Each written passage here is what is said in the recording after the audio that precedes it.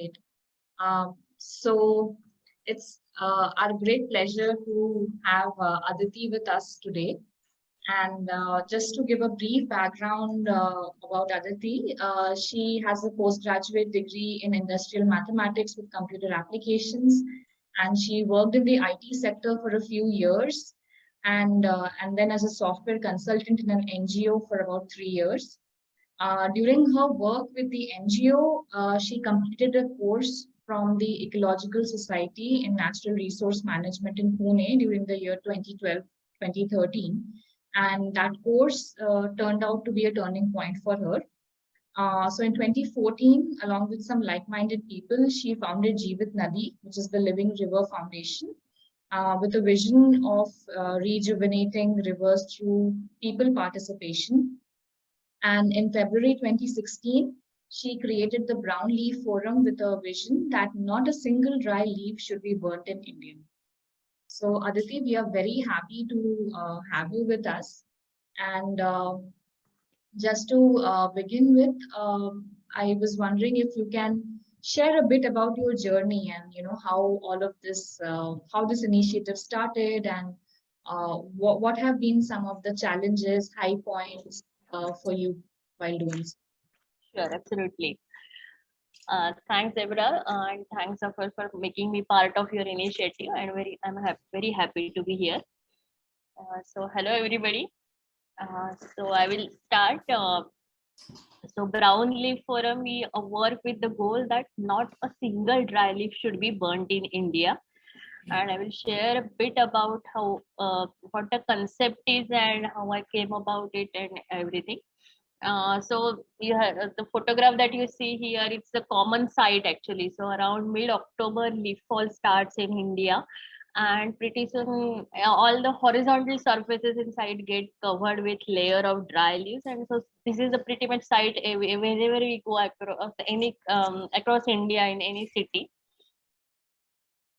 So today we're going to discuss exactly why trees shed leaves, why this leaf fall occurs, then what happens in nature, and then why it has become such a challenge for us in the cities, like in any urban landscape.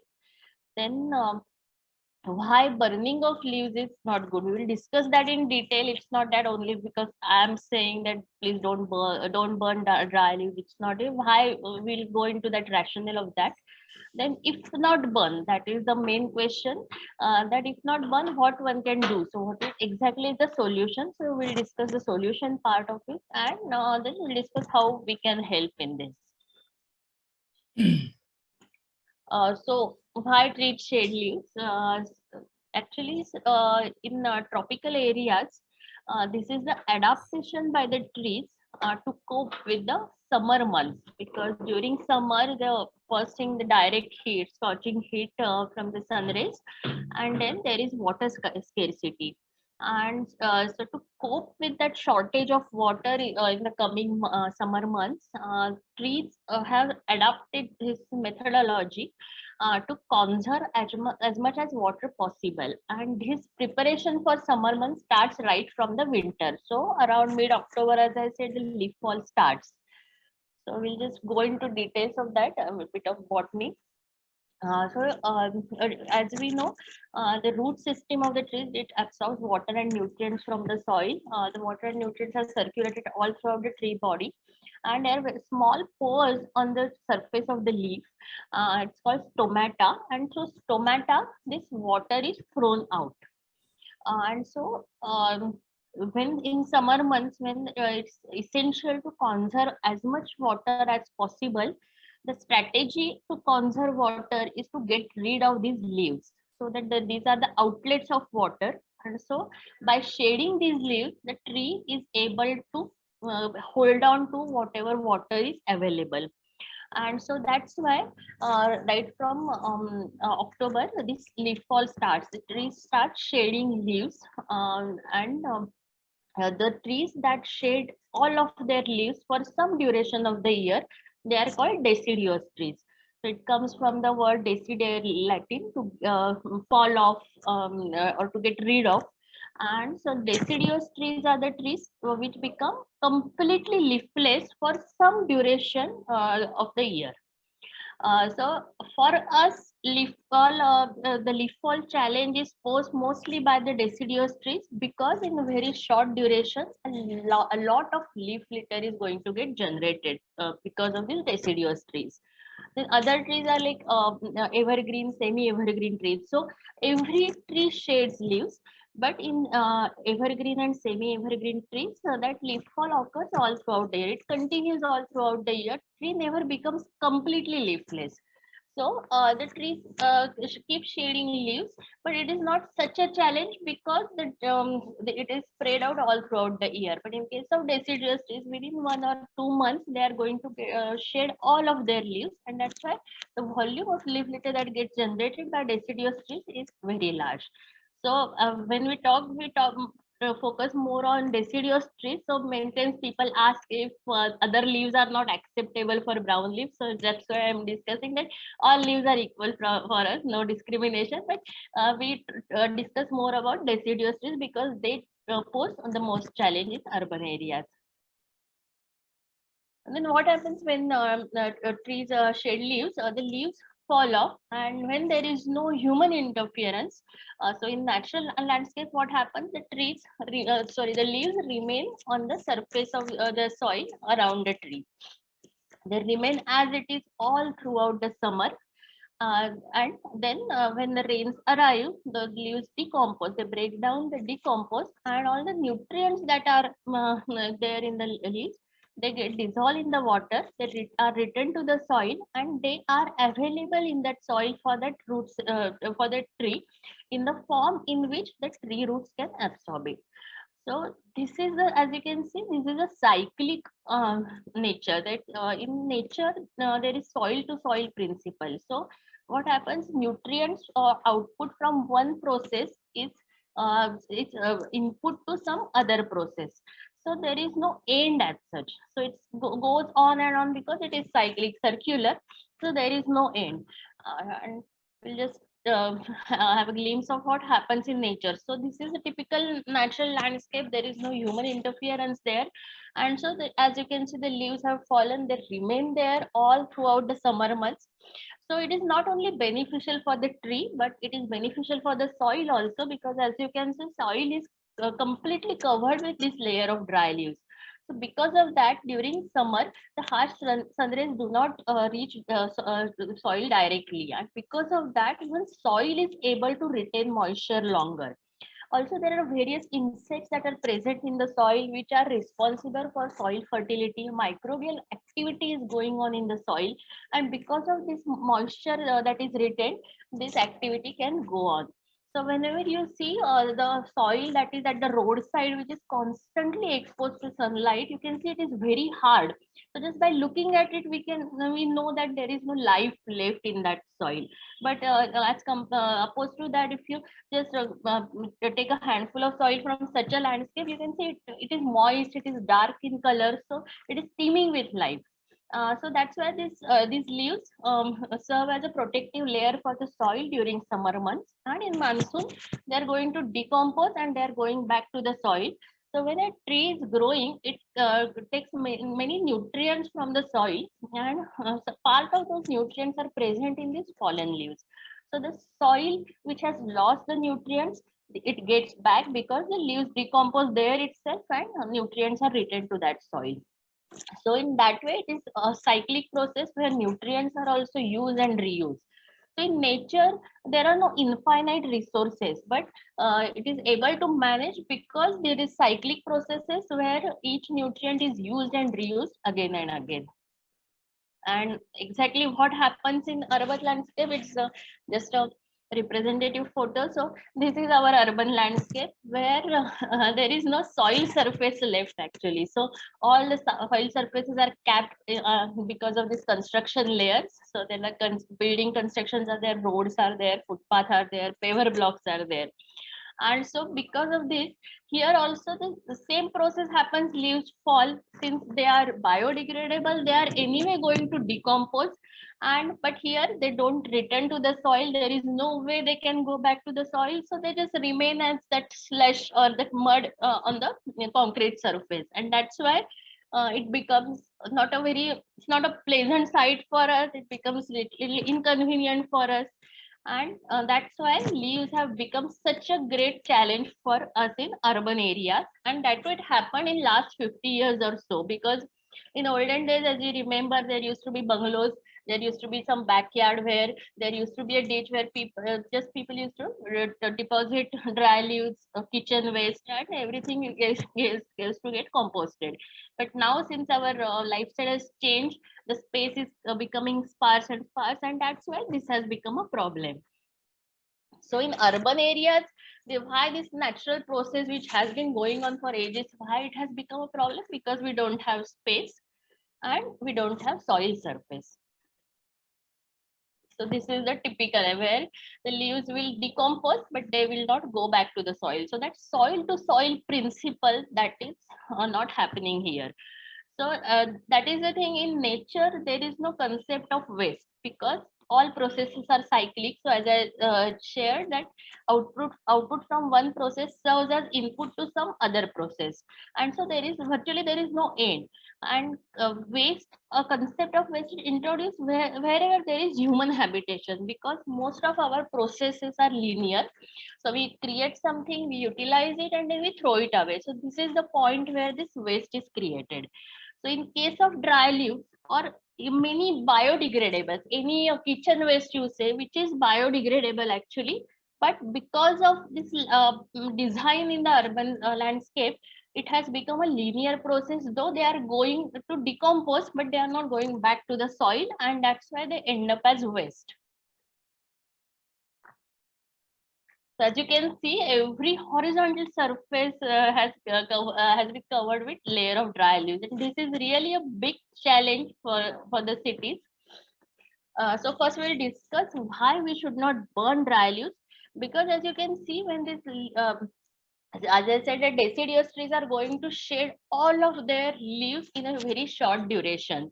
So you can imagine, and you must have experienced that large heaps of dry leaves get generated. And this is the volume itself is overwhelming. People don't know what to do with it. And since the leaves are dry, so they are going to burn very easily. And this huge pile of dry leaves gets converted into handful of ash. So burning off seems a very convenient option. So that is has been our tendency to burn these dry leaves. So why we are saying that we should not burn dry leaves is that, first thing, when anything on earth is burnt, so since life on earth is carbon based, we all are made up of carbon, all living things are made up of carbon. That's why when there is a burning, so when the oxygen is supplied, the carbon and oxygen, it escapes from the leaves as carbon dioxide. So carbon dioxide is let out in the air when any living thing is burnt. So the same is with the dry leaves, because they are organic, they are going to let out carbon. So this carbon dioxide goes in the air, and as we know, carbon dioxide is one of the greenhouse gases. So it aids in global warming. Carbon dioxide is a essential gas, because of it photosynthesis happens, and because of it we all can eat. So it is essential gas. So it's not a villain in this case, but problem is the quantity is the problem. Where it is, when it is excess, it becomes a problem. Because that it creates that greenhouse effect, the heat is trapped, and that's when our temperatures are increasing, and so that which we call global warming. So that's why this carbon dioxide, excess carbon dioxide in the air is a problem. Then there is a second thing is, if that leaf pile, if doesn't get enough oxygen, it's smaller, then carbon monoxide can be the output. And carbon monoxide is really very harmful gas. It is actually called as a poisonous gas, and its global warming potential, it's almost 243 times that of carbon dioxide. So carbon monoxide is a villain. It is harmful for us. A constant exposure to carbon monoxide is very harmful, because what it does is it gets attached to the red blood cells, and over the period it reduces their oxygen carrying capacity. So exposure to it is very harmful for the humans. Its global warming potential is more, so it is going to add in global warming more than carbon dioxide, and it's not a healthy gas to have around. So carbon dioxide, carbon monoxide is the output of these fires. Then the smoke, which is obvious, which is, we know that it is very irritating for us, especially people who suffer from asthma. For them, the smoke is really bad. Then small particles fly off from this smoke, which can get lodged in our lungs. So overall, this smoke and these gases that are let out, so it is not very good for the environment and for us also, for our health. Also, we talked about the nutrients that are present in these dry leaves, which should go back to the soil, which are destroyed in this process. Also, any fire, when we say burning, we always refer to open burning. So when it is used for as a fuel, that is a different thing. But when we talk about it, it's open burning that we are opposed to. So as you know, open burning is very dangerous. So we really don't have any control how the fire will spread, and especially during winter, you know that there are heaps of dry leaves everywhere. So the fire might find a path and it can go out of control. So burning leaves is fire hazard, it's a health hazard, it's an environment hazard. So all of these things are there, and that's why burning is not such a good idea. Then other one a strategy that is adopted by people is because people want to get rid of dry leaves, so they just dump dry leaves as part of municipal waste. So whenever their municipal waste collection is there, they just dump dry leaves from their backyard. So again, why this should not happen? So dry leaves are biodegradable. So what happens when they go to dump yard, where there are a lot of all the waste from cities dumped on the outskirts of this city. Usually that is the condition everywhere. The dump yards are there, and what happens? There piles and piles of this waste is created, and all the biodegradable components in that, they are going to decompose over time. But the problem is that since the lot of heaps are there, so because of weight or pressure from the upper layers, the waste in the down layer doesn't get any oxygen for the this process. So decomposition happens in absence of oxygen. That is the process done anaerobic, and output of anaerobic digestion is methane. Methane, as you know, it's inflammable gas, and that's why I have just shared some of the clippings from the newspaper that in near Mumbai, Deodhar, there is a dump yard Deodhar where waste from Mumbai goes. So there was a fire in that dump yard, and because the methane gas that gets generated through anaerobic digestion, these fires occur. So it's very unhealthy. You can imagine lot of plastic is there, everything is there, everything gets catches fire. So you can imagine the lot of toxins that must be thrown out in the air at that time. Also, we are dumping waste from our city in somebody's backyard, so that is also not a good strategy. Morally also, the dump yard concept itself is not very good. And around 3 years back, then the chief minister of Maharashtra, Mr. Devendra Fadnavis, had declared that now Maharashtra has run out of space for new dump yard, and I'm sure all cities are approaching that point pretty soon, that there is no space left for a new dump yard now. So it is impossible now to accommodate such kind of waste. So dumping dry leaves as part of municipal waste is not a good idea. So I think by now I have convinced you that burning and dumping both are not very good strategies. But then problem comes that it's not that people argue about it. People are comfortable with this, but then the question is that, okay, not burn, then what we should do? Just so providing an alternative is a very essential thing, and I came to know about this through my own experience. I will just share a story of how I started this brown leaf thing. So as Deborah mentioned that doing that course from Ecological Society was a turning point from me, and so from that point onwards, this sight of burning leaves has started bothering me. Till then, I had seen from childhood, we all have seen that dry leaves get burnt every winter. It was nothing new, but this was the first time that it started bothering me. And in even our society we have very large monkey biscuit tree, and in summer it is really heaven for birds and squirrels, you see. But in winter it becomes a nightmare, because it's a huge tree, so quantity of leaf litter that gets generated is also huge. And around till 2014-15 we used to do the same thing, that the lady who the housekeeping lady who cleans our premises, she used to just make a heap of dry leaves, and instructions for her were to just burn them up. Then I decided that I will put stop to this practice, at least in my premises. So I just requested that lady, I asked her, just make a heap and just keep it as it is, don't burn it. Then I was very happy that okay, I have solved the problem.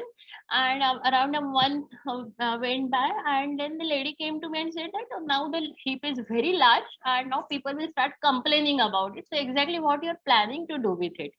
And then that time I realized that just asking people not to burn them off is not sufficient. We have to provide an alternative. And what that alternative was, I had no idea, because till then I had just reached this conclusion that leaves are biodegradable, they are going to decompose and go back to the soil, so why to burn them off? But exactly what we can do with them, I had no idea.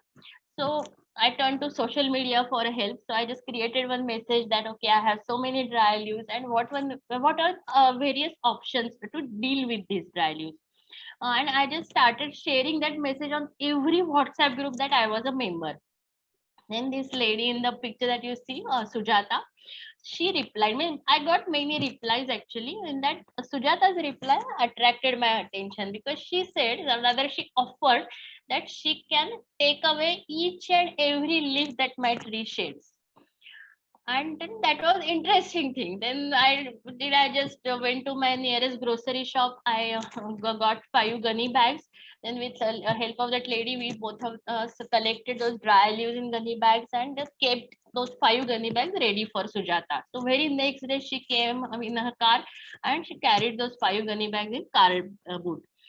And then I got really curious, because she had come all the way around, traveled around 10 kilometers to my place to just collect those dry leaves. And which dry leaves for me was a headache. And this lady had come here to pick those up. So then I got curious exactly what Sujata does with this. So I visited her place. So these are the gunny bags. And so this is just a glimpse of what Sujata does. Her garden is amazing. It's virtually impossible to capture it in a frame. You can see strawberries here, the cabbage, bananas are there. Just name any vegetable and it is there.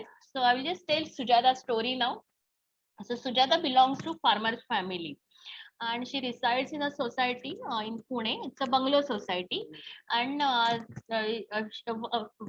sometime she came to know about the harmful pesticides and chemical fertilizers that are used in cultivating our vegetables. So she decided, since she belongs to a farmer family, she knew how to cultivate this. So she decided that she will not buy vegetables from the market. Instead, she will cultivate them themselves, so that she knows that there are no harmful chemicals and fertilizers and pesticides used in it. So she decided that she owned a plot in the society which was vacant for many years. So she decided to use that plot to cultivate vegetables for her, her brother, and her brother-in-law's family. The challenge was that that plot, since it was vacant for many years, the builder had used it as a dumping spot when all the construction happened around. So a lot of construction debris was dumped in that plot, and so there was no soil left in that plot. It was all upper layers were of construction debris. So challenge for Sujata was to make up for that missing organic matter. And as you know, buying soil is not financially viable, and it's not ecologically advisable also, because we are depriving some area of its soil. So taking soil from some other area is not really advisable option. So what she was doing was she was creating that organic content that was missing from her plot using these dry leaves. And when for me, those 5 gunny bags of dry leaves seemed a very large quantity. But when I looked at Sujata's garden, it was so easily accommodated there. And rather, I realized that even if I donated every leaf that my tree shades, since it was not going to be sufficient for Sujata. Her requirement was much more than that. So when I discussed this with Sujata, she agreed that she wanted more. Rather, she said she is always on lookout for dry leaves. So my message came as a blessing for her that somebody was ready to keep collect those dry leaves and keep ready for them. Because otherwise, it was a huge challenge for us how to get these dry leaves. So then after talking to Sujata, I talked to other people also. So as you know, in Pune now, in on the footsteps of Bangalore, Pune is also the growing, grow your own food is the movement is catching up in Pune. So many people are utilizing their terraces to cultivate vegetables.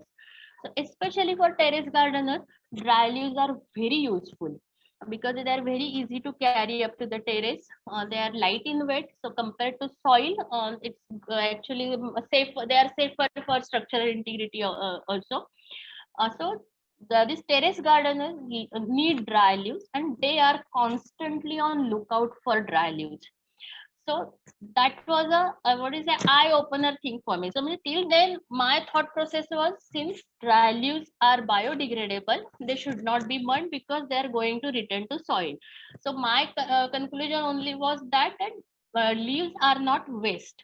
But when I saw the Sujata's garden, I realized that not only they are waste, but they are a great resource, and we are destroying this resource by simply burning or dumping it as part of municipal waste collection.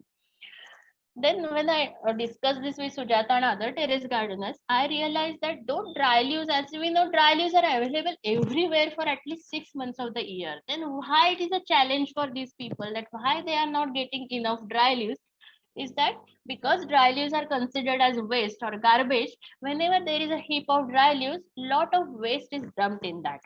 So it's just a representative picture that at roadside, whenever there is a heap of dry leaves, people start dumping waste in that. So leaves are available, but getting clean dry leaves is a challenge. And also getting these leaves in a respectable manner or dignified manner is a challenge, because not everybody is comfortable going to roadside and pick up those dry leaves. So the challenge was this, that dry leaves are available, and so there so as you can see, it was a eureka moment for us, that because I was in that other group where I had dry leaves and I had no idea what to do with it, and at the same time there were people in this my own city who wanted these dry leaves and not getting any. So it's a classic economics problem, that there is supply, there is demand. Then what I realize is what is missing is the link that connects the two.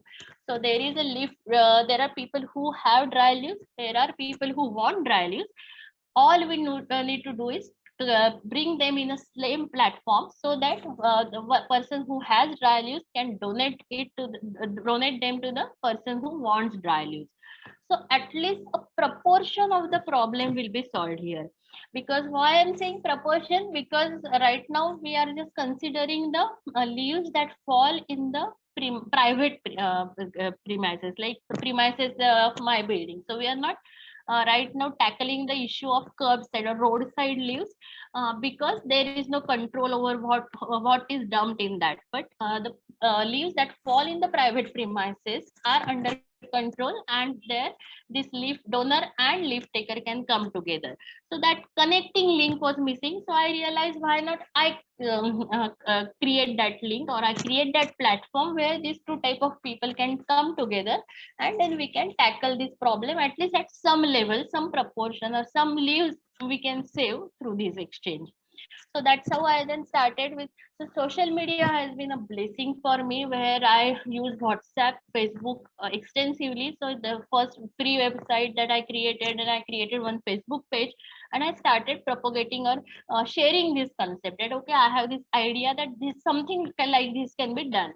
And the response I got was tremendous, and that gave me confidence, because initially, though I had stumbled on this concept, I was little hesitant that why anybody will go to that trouble of collecting those dry leaves in gunny bags. Because first thing, because I had done it, so I knew that first we had to go and arrange for those gunny bags. We don't have them ready at home. Then we are collecting those and packing them in the gunny bags. It's a laborious task. And so why anybody would take that much trouble, where as burning dry leaves was still relatively easy. But the response I got was gave me confidence that burning was not everybody's first choice. So if we offer some alternative, people were receptive, people were ready to try it out. So it was a very encouraging thing, and so with that response then we started this group. So WhatsApp is the medium we use for communication. So we have WhatsApp groups, and so this is how my thought process in this sketch, that the leaves are available. Challenge was getting this thing. So there are people who have dry leaves. There are people who want dry leaves, and so what I decided was to become a connecting link for these two type of people. So this was the loud thinking or loud sketching, I would say. And that's how in February 2016, I created this brown leaf forum, and the vision was not a single dry leaf should be burnt in India. So from Pune city, we decided we'll move on to India, because this is the problem that is faced by all cities across India. And then what we decided that mulch, compost, donate. These are the three options, alternatives to burning. And then this is a glimpse of the terrace gardens that utilize these dry leaves, and you can see the beautiful terrace gardens. And of course, lot of hard work is has been put in by these urban farmers in that. But because of dry leaves, it is possible.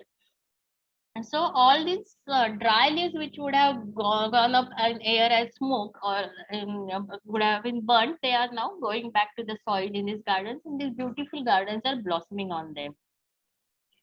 So we'll discuss about this mulch, compost, donate, and especially how it connects to the process that I explained, that soil to soil principle, how we are following that. That is the most important thing, because that was my worry, that donation, though it is the we consider is the first step, because the person who has been burning of dry leaves, asking him to do mulching and composting is not an ideal thing. So first, low hanging fruit I would say is donation. So we just encourage them to at least don't burn them, give it to somebody who can utilize them for mulching and composting. So that is the first baby step in that process.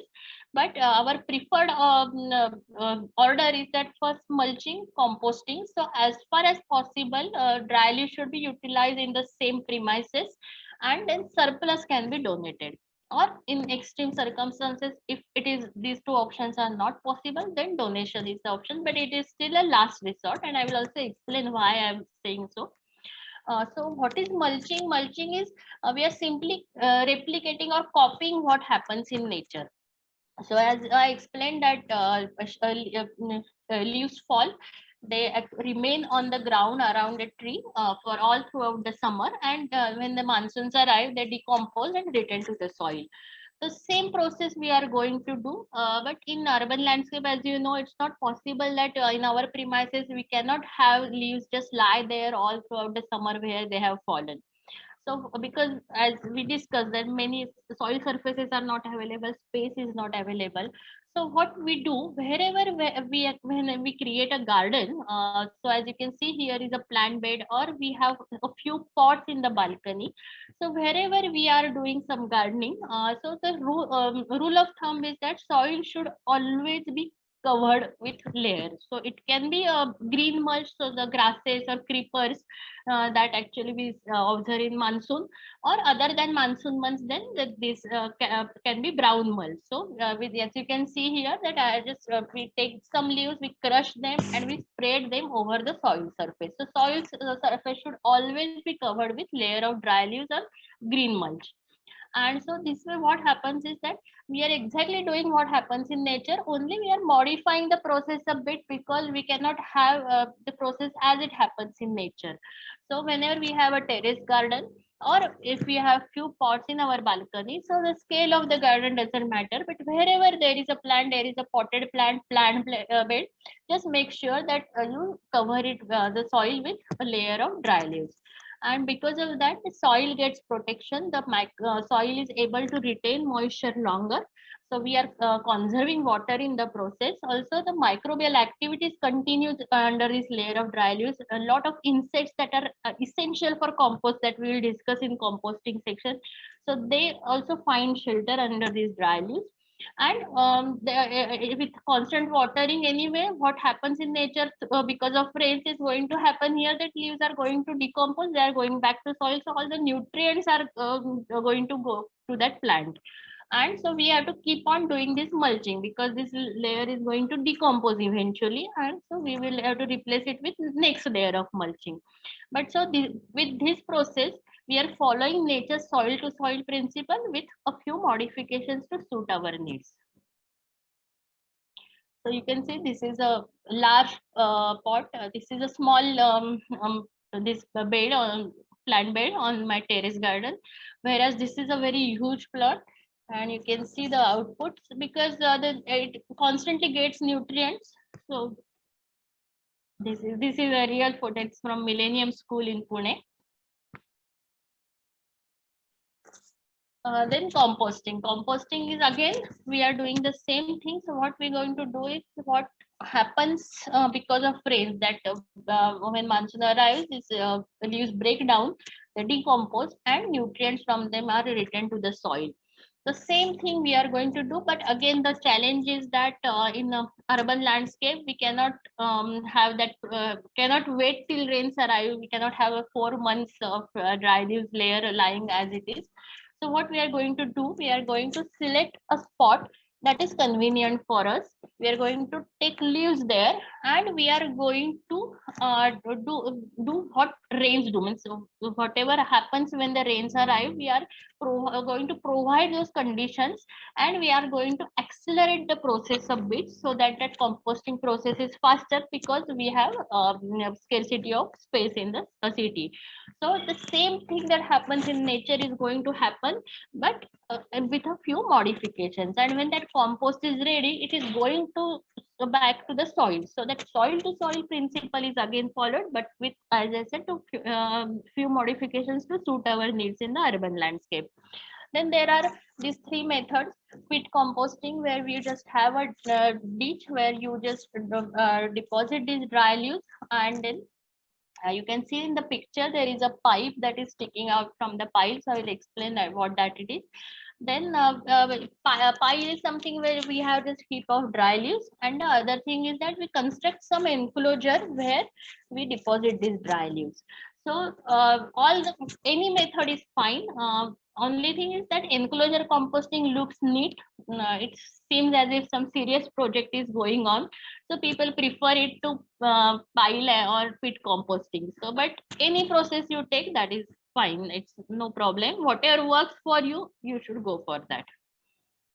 So this is the result. So for any composting project, the challenge is the first good harvest. Means once you have this first successful harvest, then there is a very good chance that you will continue doing it. Only taking you to that first successful harvest is a challenge, because if something happens, because usually when I talk about composting, people are scared of it actually. So maybe they started something, something went wrong, and usually in any house, in any society, you can say there are a few people, or in any house, if you say family level, one person is very determined or very passionate about composting.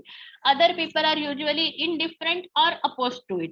And so if something goes wrong in that process, if that compost pile starts giving out bad foul smell, or there are some insects or something, then other people immediately start opposing the idea, and then the person who is doing it loses what's say courage, and then the composting project stops.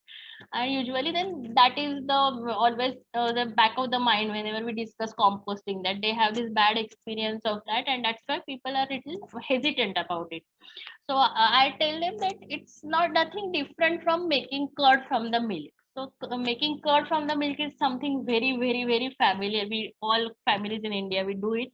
So it's what we do is we just take milk, we warm it a bit, and then we just add half a teaspoon of curd to it. So what is that process? Is through that curd we are introducing bacteria in that. So the bacteria are eventually going to multiply, and they are going to convert the entire milk into curd.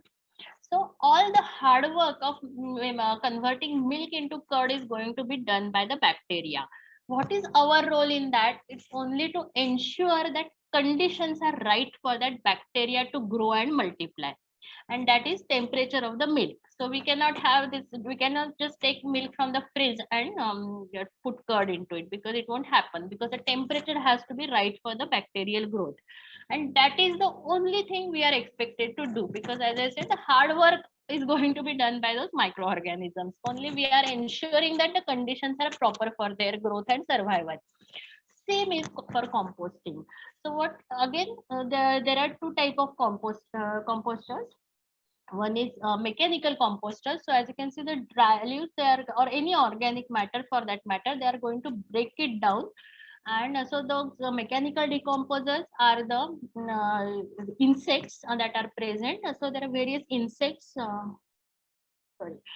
There are white grubs are there, then black roaches are there, or black soldier flies are there. So there various insects are there which are going to break down this organic matter. And then there are the chemical decomposers. So what they are going to do is they are going to digest this broken organic matter or chemically. So the chemical decomposers are the typical fungus or microorganisms.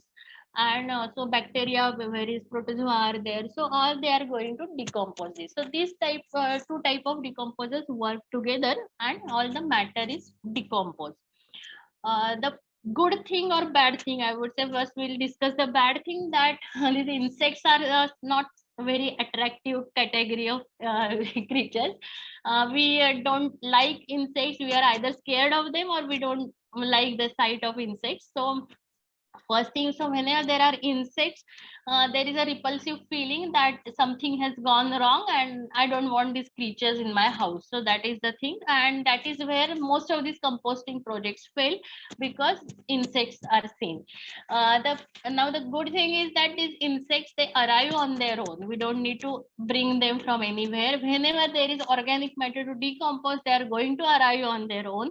And again, like in case of curd, all the hard work is going to be done by them. It's actually free. Actually, it's a free ecosystem service that we are getting, that we don't need to do anything. They are just going to break down all that matter. Then the problem is that we have to change our mindset, that if we look at them, that if no insect arrives at your organic pile, nothing is going to happen. The pile will remain as it is. So they are going to help us decompose that. So they are actually going to help us in managing that. So we have to change our attitude towards them a bit. So that's what I would say, that if you look at them as helpers and free helpers actually, so then we might have some more positive attitude towards them. And again, good thing is that they all are shade loving creatures, so they are not going to come up on the pile. So whenever, if you are when you are watering that pile, they get disturbed, and that's where we actually feel their presence. Otherwise they are inside the pile doing their work without any problem.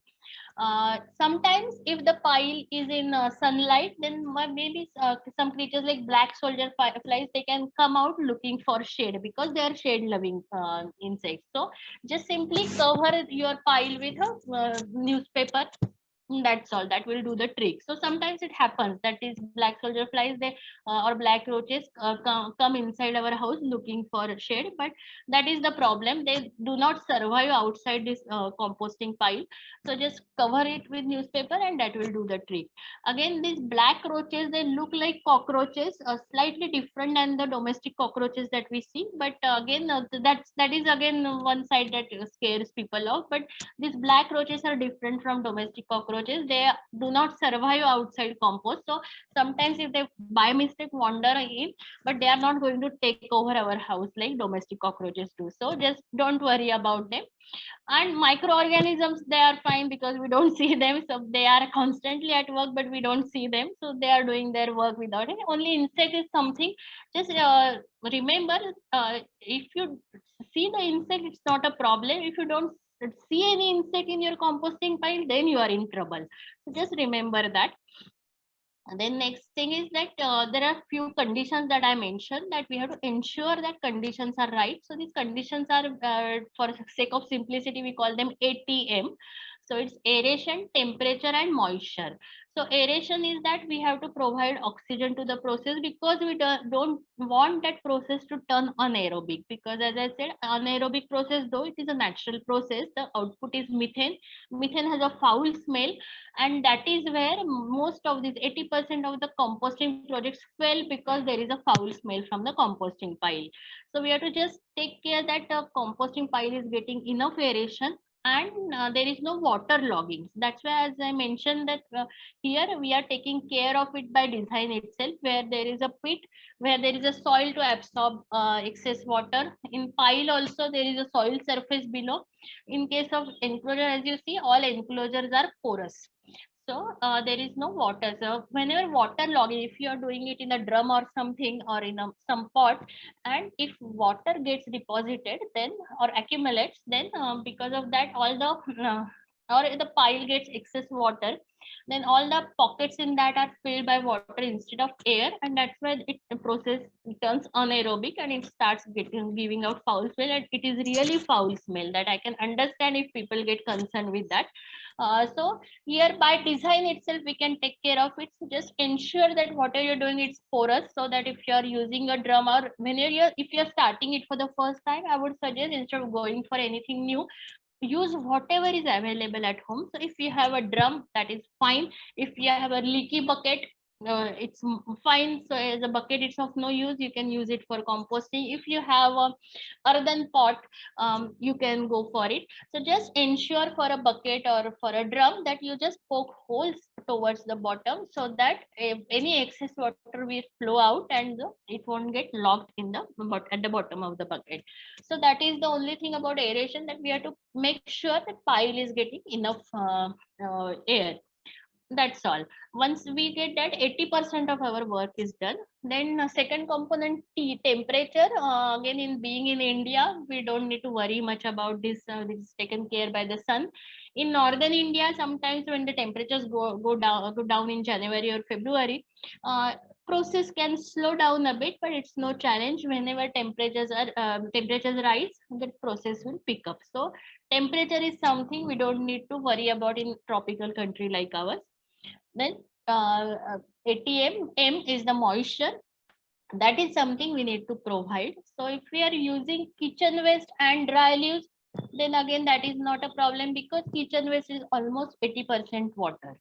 So that moisture will be provided through kitchen waste. If we are doing with only dry leaves, or if you want to just trying out for the first time and you're only using dry leaves, then just like for any plant we water it, same thing is for this composting pile. So as we water our garden, we have to water this composting pile.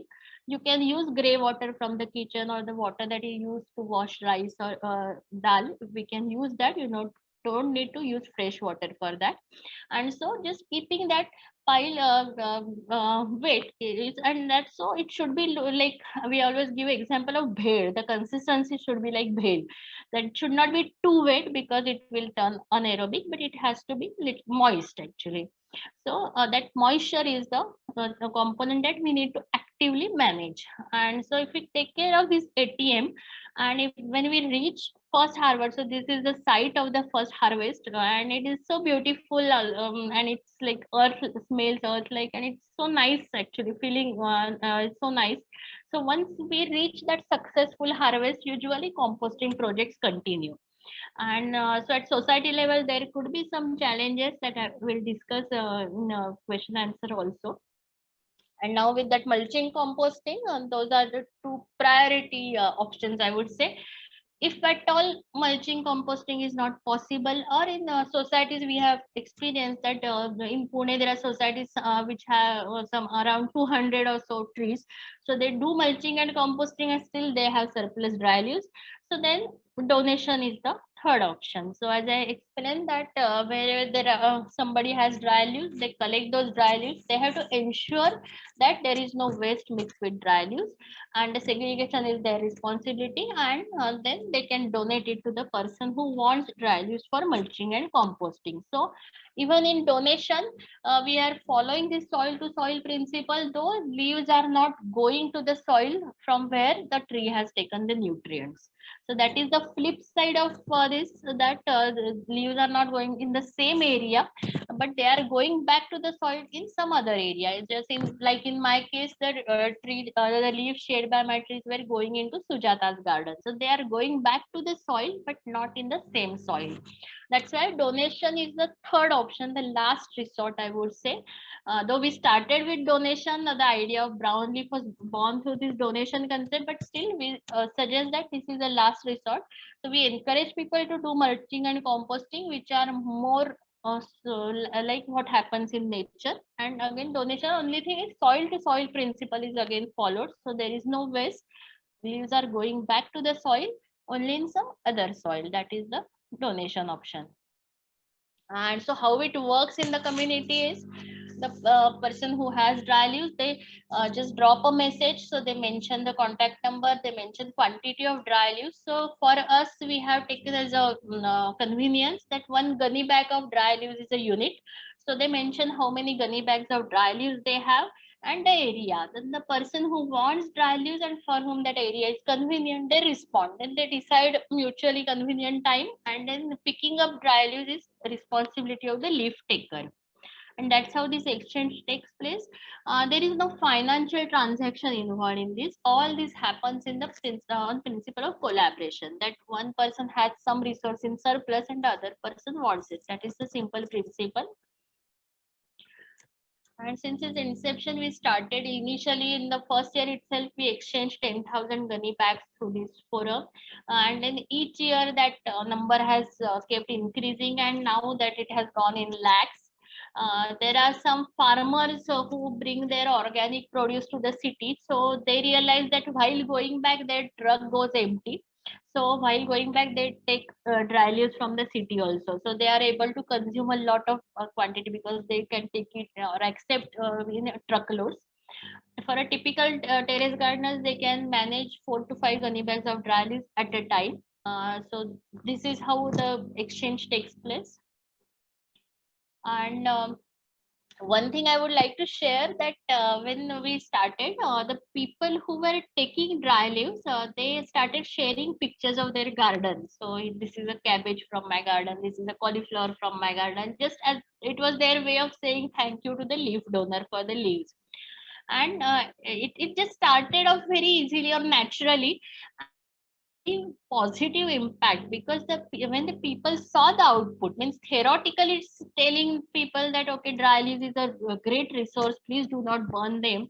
It was not very convincing, but when they saw the result themselves, that okay, because of dry leaves, this is a cauliflower and this is a cabbage that has been cultivated on these dry leaves, then people realize themselves that dry leaves are such a useful resource.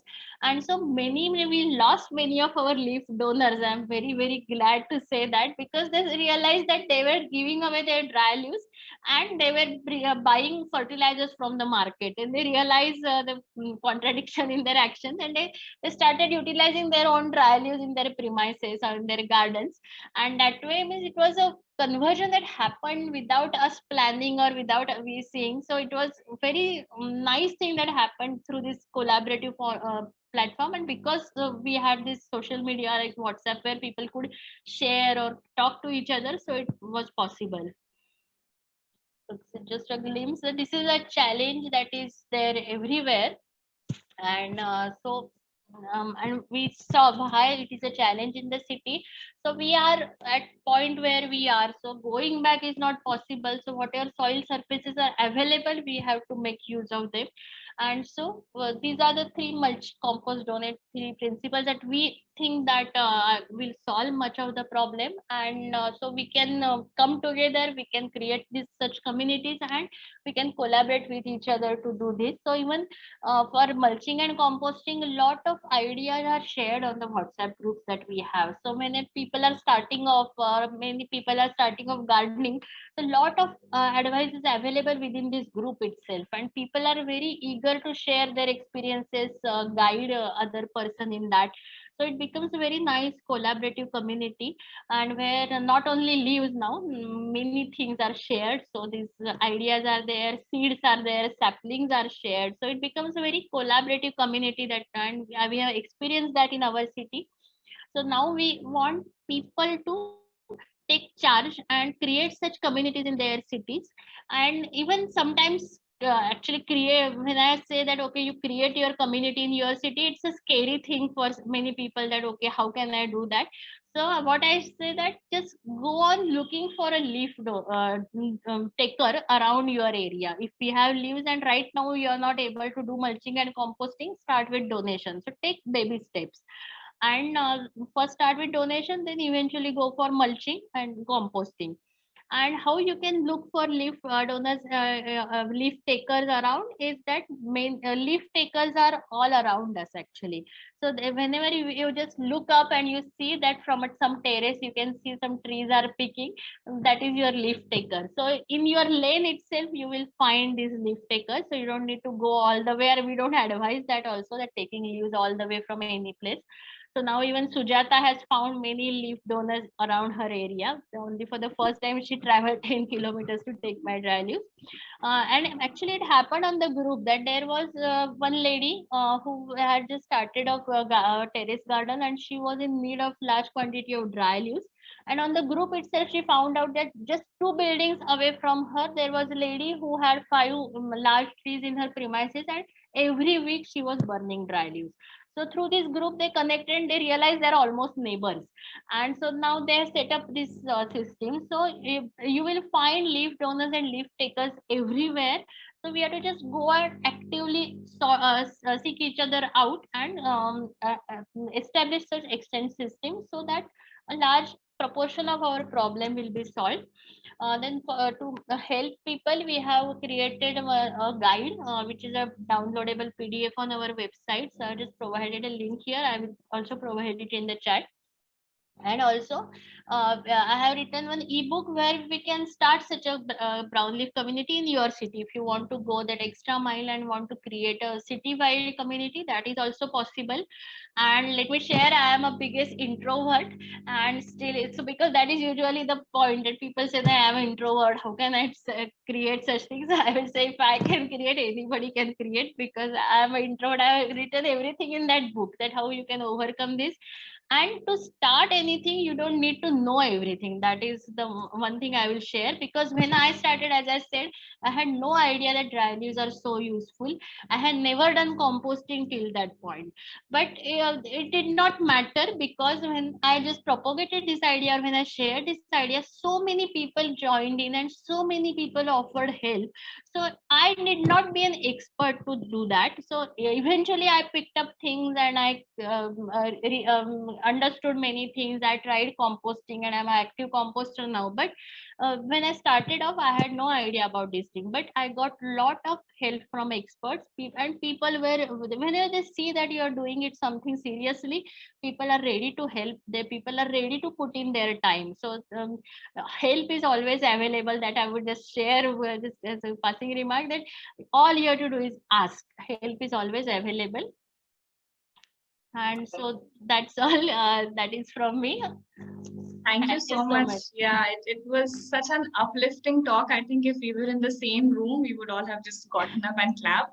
I mean, you can see you can see the chat was very active during your talk, and Vikram from ICER, he can, I'm sure he'll agree, and he can help me in moderating a lot of comments and questions that came as well.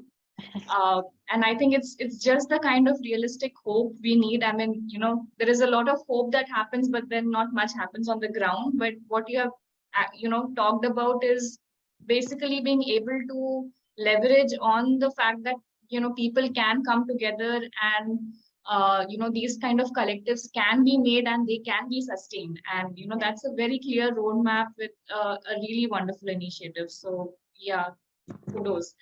Vikram, would you like to maybe ask the participant? We have like not a very big group, so people can actually unmute and also post the question if they want. Yeah. Yes, definitely. Just to confirm once more, I'm audible, right? Yes. Okay, Yes. great. I'll start off by just reading aloud the questions in the chat. So we'll cover them first, and then we can move on to maybe the people. I'll just read aloud the people and the person who posts the questions, and then they can themselves ask their questions to them, to Aditi. Sure. So Abhishek Saxena has a question. Abhishek, would you like to ask your question to Aditi herself? If not, I'll read it aloud. Yeah. Hi. Good evening. Nice talking to you. Now, I had actually two parts to the question. One was that, see, when you were when you were speaking about, that the problem is much beyond our buildings or our premises. When it comes to the municipality or, on the roads, the leaf litter that comes every season, do you think that at some level municipalities can be involved? I mean, the basic collectivization of citizens is one thing, but then if you want to make it into a more like a formalized, a bigger network probably, or a bigger collective, can municipalities be brought in, and can it work like a a market of processed or semi-processed or even unprocessed leaves? Like, there are people who want it, but then there's nobody to sell. I mean, give them or sell them that thing, and want to take care of a city worth of leaves, and then you need to scale up. So do you think involving municipalities and doing a market kind of thing would be helpful? Yes, absolutely. I will answer first part of your question about municipalities.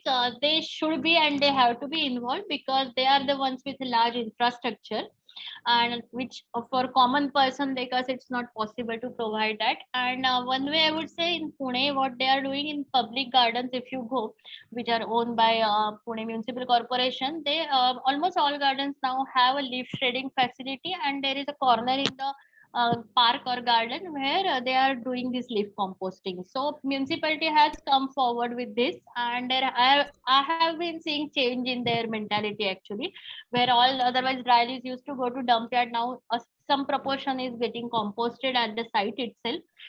Then problem remains with the curbside leaves, because again I said that this mentality is that dry leaves is waste, and because a lot of waste is dumped wherever there is pile of dry leaves. So the problem is that the municipal worker, we see they sweep the streets, and they create a pile of dry leaves. But since the picking or the pickup mechanism is not very prompt, so there some time elapses, and in that lot of waste is dumped. So I had done a pilot in my lane itself, where what I did, I collaborated with the municipal worker who works in that lane. And so instead of giving those leaves to the pickup truck, he used to donate those leaves to me. So in my society, I had set up one composter where all these leaves used to go. But again, we realized that segregation became a problem for us. So I was lucky that person was going to go extra mile and segregate those leaves for me, but that becomes a problem. So that is one thing where we have to have a lot of awareness campaigns to ask people not to dump waste in those leaf pile. So that is one thing. Then one thing that we had discussed with solid waste department in Pune Municipal Corporation was, whenever they're taking away these dry leaves, they just take away and dump it in the dump yard. So there are many organic farms that are coming up on the periphery of Pune. So we had collaborated with a few farmers who were ready to accept these leaves, and PMC was okay as long as the distance did not change. So instead of going to this dump yard, they used to go to this field. They are okay with that as long as distance remains the same. So they did not have to arrange more infrastructure. So principally they agreed, but the problem there again was that segregation was a problem, because segregation has to happen at the source, and because when the leaves are taken there, it becomes a, or putting onus on that farmer to segregate was not a, because the scale was such a monumental. And so these and all these people, they have this organic certification, so they stand to lose that organic certification if the chemicals from this other waste, plastic or anything, is found in their soil. So that was the problem. But otherwise, PMC was very much forward for this idea that they can donate these dry leaves to any farmer if the distance from the city to dump yard remains the same. But the challenge was segregation. So that is something we still haven't found solution for, because the farmers are still there, because they would like that if they truck comes to them with leaves, they very much are looking forward to that. PMC is ready, but we don't know the. Rather, I would put it across to all of you that if you can think of some way about how we can generate that awareness and how we can avoid that mixing of waste in these dry leaves, then even curbside leaves can be accommodated in the soil. Then about second part, I'm rather very much encouraging people to do this, that if somebody starts it as a business initiative, then it nothing like it, because any initiative has to be financially viable for continue, because when you're talking about project of sustainability, even sustainability of that project becomes very essential. So and not everything can happen on voluntary basis. So I would rather encourage people, or whenever people are there, there are a few people who had approached me. There are some people who have started this service.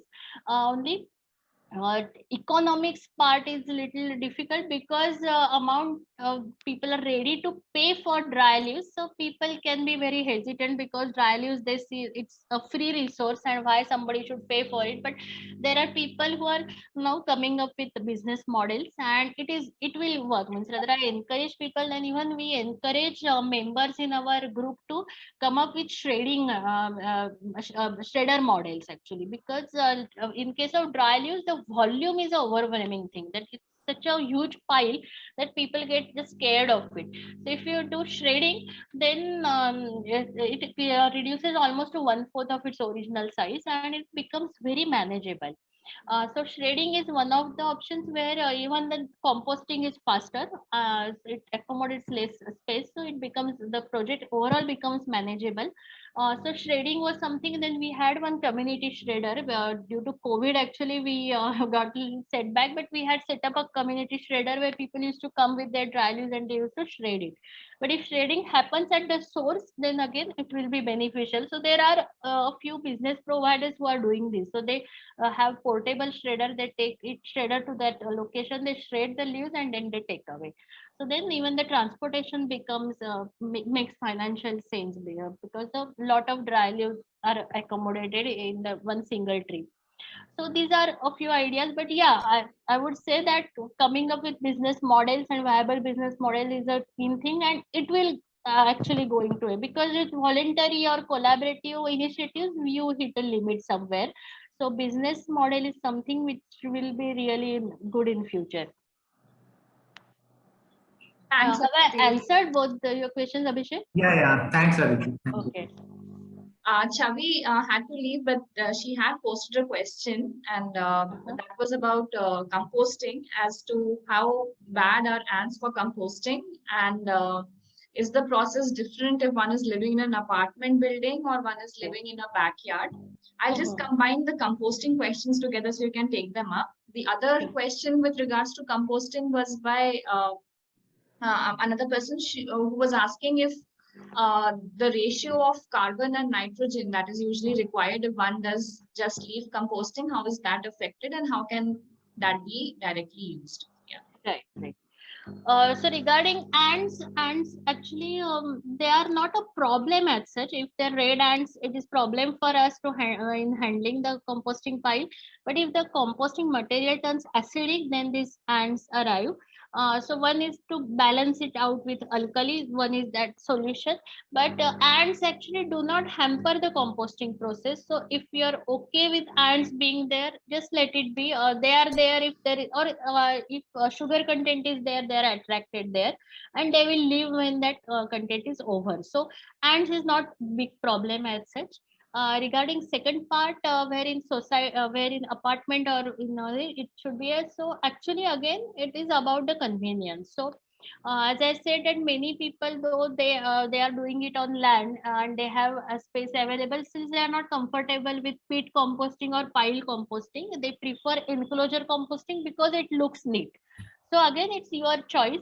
In garden, what happens that there is a soil surface that is in contact with the composting material. So soil itself, as we know, it contains a lot of microorganisms. So if we get boost or we get help from the soil automatically. In apartment, we don't have that advantage. So again, I will say that in apartment also you start small, or the container that you are using, maybe the constructing enclosure is not possible, so you will have to go for a drum or a bucket or a earthen pot or somewhere. Also, just make sure that you have enough outlets for water so that there is no excess water. And if sometimes there is excess water, because if you are mixing, because our composition of kitchen waste keeps changing. If you are using many leaf vegetables, sometimes then it becomes, that pile becomes wet because there is excess water. So in that case, just if you see that it pile has become too wet, then just add dry leaves to that, so that that will absorb the excess moisture. So we have to just take care that this because the water cannot flow out maybe in your apartment in the composter, then you have to make sure that pile is not excessively wet. So that is the only thing you have to mention. And in actually apartment, I would suggest, I myself practice that in situ composting is something you can practice. So if we have a few pots where you have plants, then you can just add this kitchen waste and dry leaves just as it is, and just do a layer of mulching on the soil surface, and let that composting happen in that pot itself. So only take care that you are not adding any oily or anything with ghee in that, because the earthworms, they breathe through their skin, and if the layer of oil coats, if coating happens on them, they would die off. So just make sure no oily substance or thing goes there. And for oily substances, we can have some other pot where we do all the composting. But if in situ composting is very powerful, and it takes care of it actually without we much doing it. So it's a lazy man's composting which I have adopted, and it gives very good results. So that is one thing. And again, that insect is something that many people have said that. So that is something you have to get used to that. That is the only thing I would suggest, because insects are going to in situ composting. You can actually see them eating their this any things that we say, that peels and everything. But again, if you look at them as free helpers, then maybe our attitude towards them will change. Great, yeah. Right. Vikram, yeah. Thank you so much for that response. So I'll take two. I'll just so one question's for Isaac Pune. So I'll just quickly answer that, and then we'll go to a related question by. I'm sorry about carbon nitrogen ratio. I'm sorry, Vikram. I'm so sorry. I also. I'm sorry, I missed that actually. I would say that carbon, and as just a rule of thumb, anything brown contains carbon, and anything colorful contains nitrogen. So dry leaves contain carbon, and the kitchen waste that we have, it can be green, it can be red, it is nitrogen. And both are essential for, one is essential for survival of the microorganisms, and one is essential for the growth of the microorganisms. So both are essential. So ideal way for composting is that you have a pile of dry leaves, then the ratio is 1:2 to carbon nitrogen. So if you have a pile of it, so double layer of kitchen waste should go on top of that, and make like sandwich, keep on making the layers.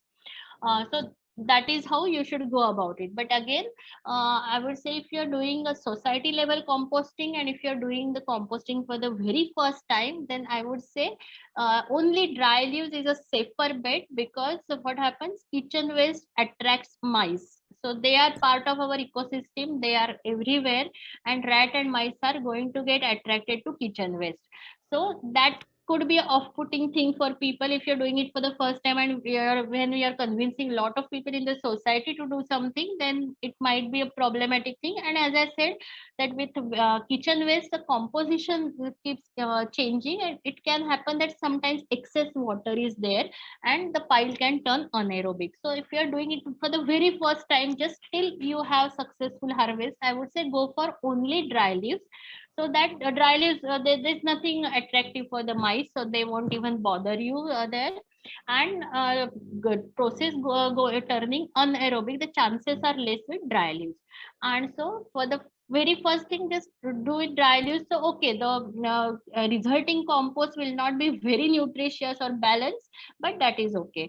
Getting first harvest is possible, and then once you are gain confidence, once you are fine with the process, then you can go for dry leaves and kitchen waste. The ratio should be 1:2 carbon nitrogen. So that's all. Right. So now there's one question about ICER Pune. So ICER Pune's measures regarding dry leaves, it is not dumped as municipal waste. However, so in the parts of the campus which are wilder and farther away from people, they are just left in situ. They decompose there itself. Near hostels and more populated areas of the campus, they are raked and they are dumped in a corner of the campus where they decompose in situ. But since this initiative is, I've gotten to know of this, maybe we can, because the compost isn't harvested from them as of now, they just decompose in situ, all the gathered compost. Right. So now that you mention it, maybe we can, and we will start a system, maybe getting it to people who require it more. Wow, amazing. And if you need any help, I'm happy to help. Definitely. Yes. And there is another question that even I wanted to ask that Deborah has just asked here.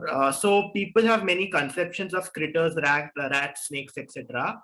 Have you encountered this issue? As you said, they are part of natural ecosystems, snakes and rats and all, but people may not want them near their houses. So how does one engage with this or reconcile with this? Yeah, actually, rat is a problem, and even without dry leaves, we have these rats where we see they have actually disturbed our tiles in the parking lot also. So even without dry leaves, they come. But yeah, dry leaves means especially if kitchen waste is there, they are going to get attracted and they are going to be there. So one way I said that if you are doing society level composting where many people are involved and there could be opposition, then go for only dry leaves, because right now what we want is we don't want them to be burnt or to be dumped in municipal waste. So just take baby step that okay, right now just go for only dry leaf composting, don't involve kitchen waste in that. Then kitchen waste can be composted at household level where the problem of rats is not much there because they don't enter our house as such. And in case of kitchen waste also, always make sure that the upper layer is of dry leaves, so as to minimize the smell, because smell is what is attracting the rats and mice. So just make sure that the upper layer is of dry leaves to minimize that smell. So that is one thing that we can do. Again, I would say I'm not having a 100% happy solution, because as I said, they are part of the ecosystem. They are going to be there. And regarding snake, yeah, I would say if you're going for pile or pit composting, snake could be a challenge. So even for leaf donors, we always warn them that when they are collecting dry leaves, because leaf fall happens in winter, all throughout the summer, those leaves are going to be there, and so the snakes would be there looking for shade or cooler areas. So there could be possibility that a snake is there in the pile.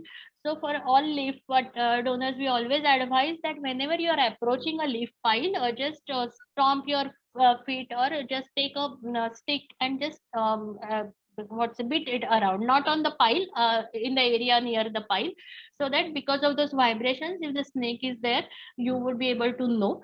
So just and wear shoes, wear hand gloves, thick gardening gloves while handling dry leaves. So that is the advice that we say, that we just want to make sure that snake is not there. If snake is there, because of those vibrations, it goes away. So we don't want to kill the snakes, because again, as I said, they are our thing, they are going to be there. So just make sure for our own safety, just don't put your hand in the pile without first disturbing it a bit. So just these are a few things that we can make sure. And again, just have these piles where kids are not playing or something. So that is again a concern, and it's a valid concern. So just make sure that you are keeping this pile wherever human interference is minimum, so that there is no risk to kids or other people.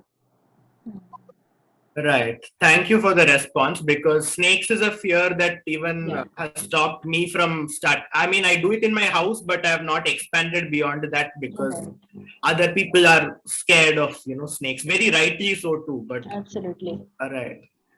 Now, the last question here is Sachin Shapa asks, I do collect a lot of dry leaves and take it to my small farm. Is Hmm. there any way to get them shredded? So, Sachin, maybe you could share your contact maybe with, are you based, if you're based in Pune, maybe you could. Yeah. Uh, Can I directly ask this yeah, question? yeah, yeah, Because sure, sure, yeah, sure. Yeah. yeah. So I stay on Law College Road, and I do Huh. collect a lot of dry leaves from societies around.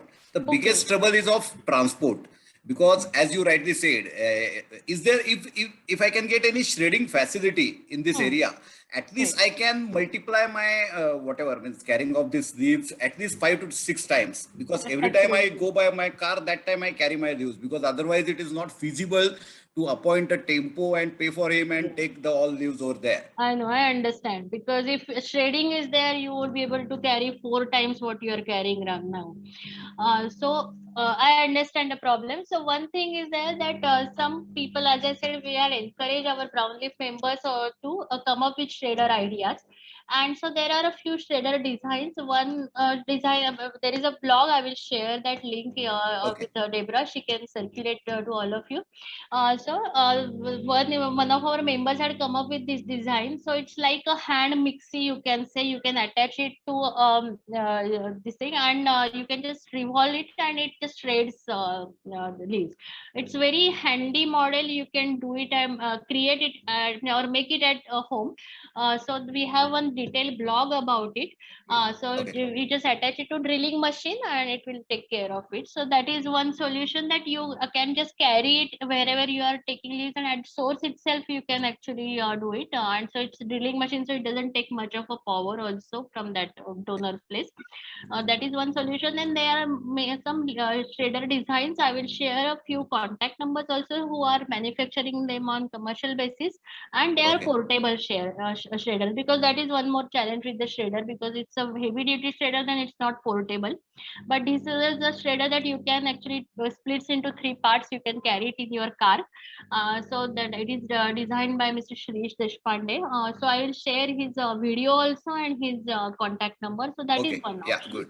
And Yeah. there are a few business providers who are coming with this idea. So they are just trying out this thing. So I will also keep on updating Deborah about that. Once we have that, I will provide those contact numbers. Right. Okay. So, One sec. One sec. Just one more question. Do Sure. our PMC do have this kind of this kind of facility where they shred it and give it to citizens or that kind of thing? Are you aware of any Uh, that this kind? there was a facility.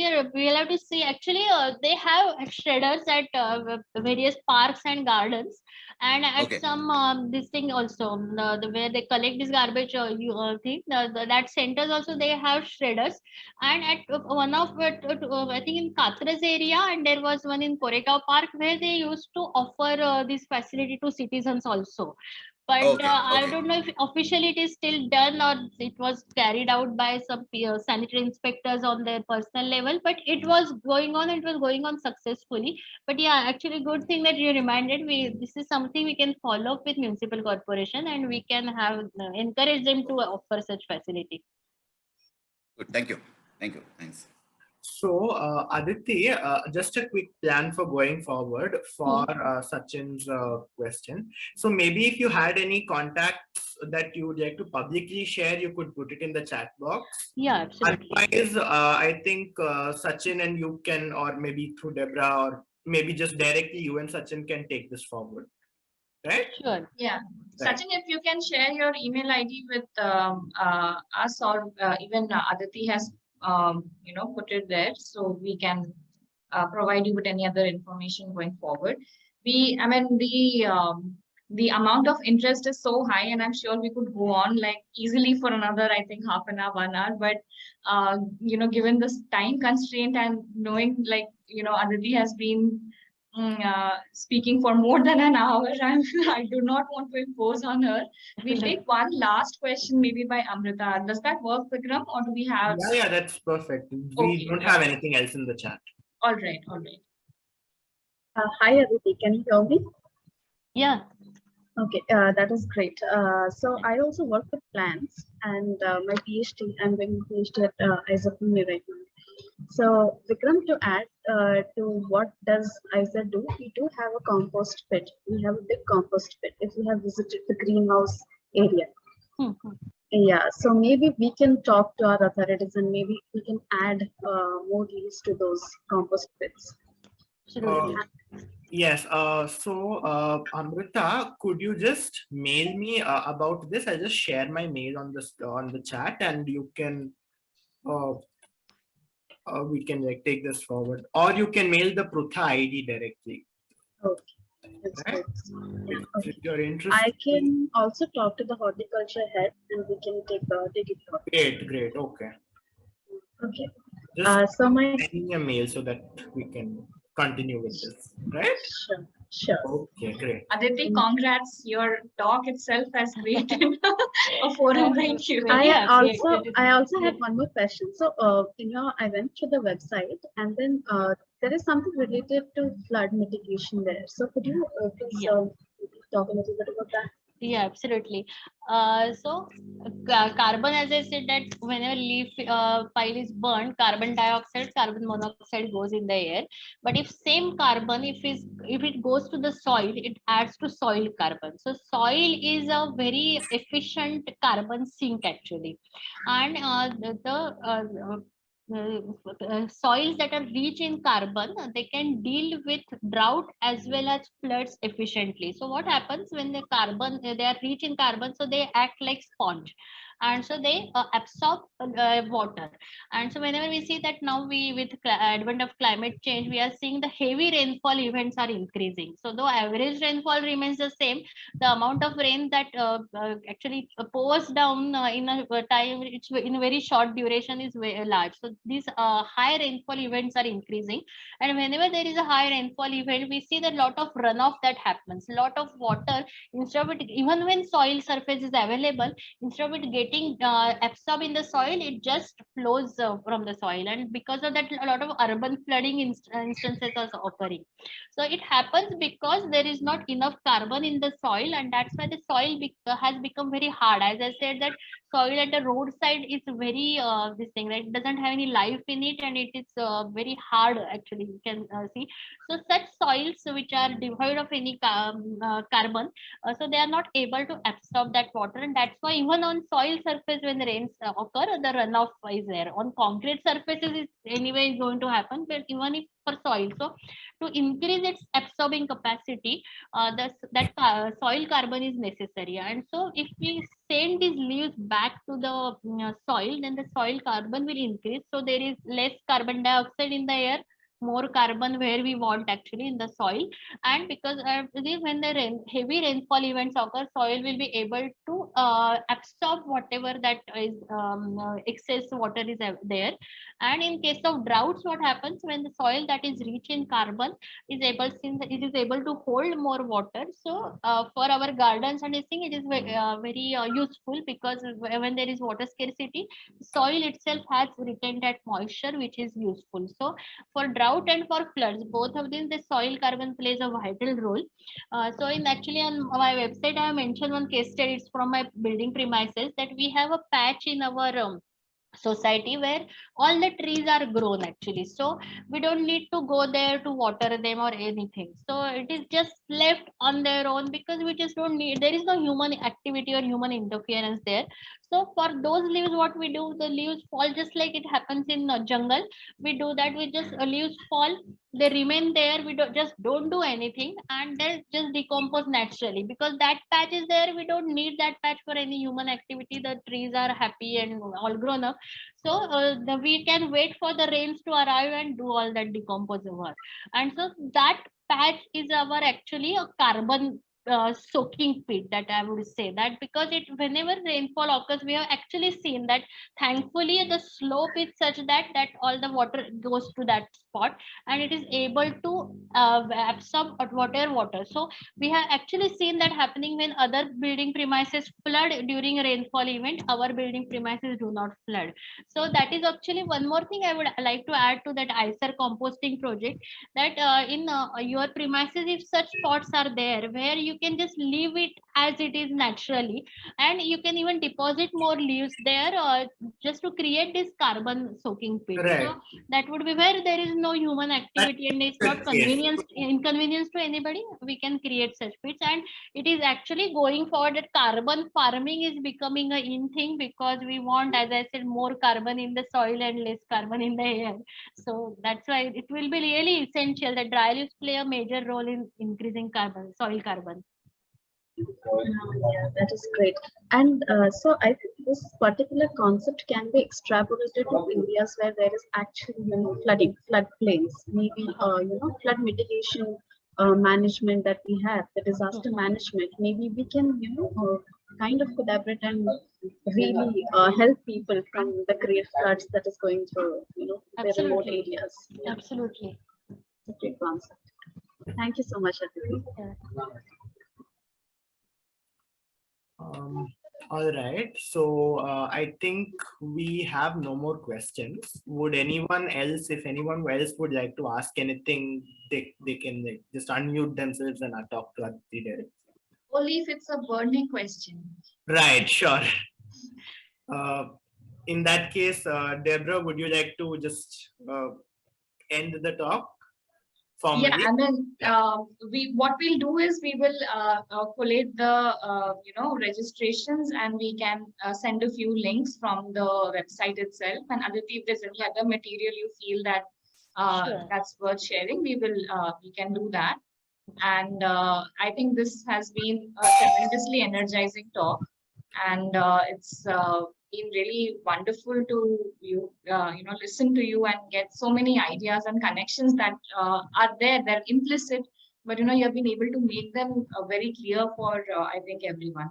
So we in fact we do have amongst the participants, I know people who are into urban farming, and I know they're very passionate. So many times, but they do feel frustrated as well, because it's at times not easy to figure out, okay, what to do next or how to take it up to the next level. So I think this was a very practical way to help people actually create these kind of communities and forums, and work in a sustained fashion. So thank you so much. Thank you. Yeah, we'll be ending the talk now. Yeah. Yes. Thank you for everybody. A big thank you to everyone who came and stayed and listened and participated. All right. Yeah, So, great. Great. Thanks. Okay. Bye-bye. Bye-bye. Bye.